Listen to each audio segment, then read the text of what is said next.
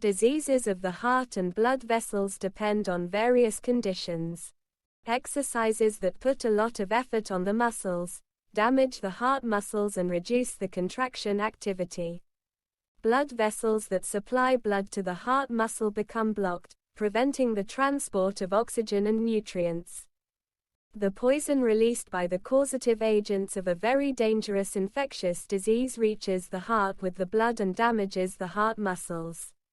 Either too little or too much thyroid hormone disrupts the rhythmic contractions. When the heart valves are damaged by bacteria, they do not close, and when the heart contracts, it affects the backflow of blood. Cardiovascular diseases also depend on the nervous system. As a person ages, the elasticity of the walls of arterial blood vessels decreases, hardens, compacts, and the cavity narrows. There is less blood in the organs, blood pressure in the arterial blood vessels increases.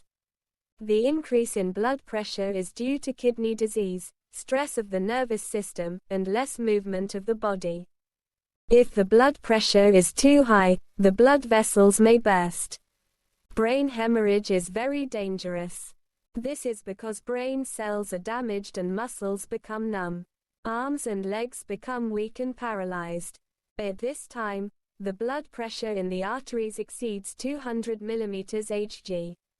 If the blood pressure decreases, the indicator of the mercury column will be lower than 70–80 mm.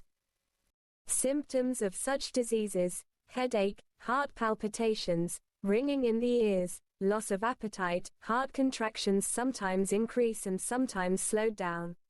If a person's blood pressure rises or falls, it is necessary to consume less food containing sugar. Sleeping 8 to 9 hours a day, not getting angry, walking more in the fresh air is very good for the cardiovascular system.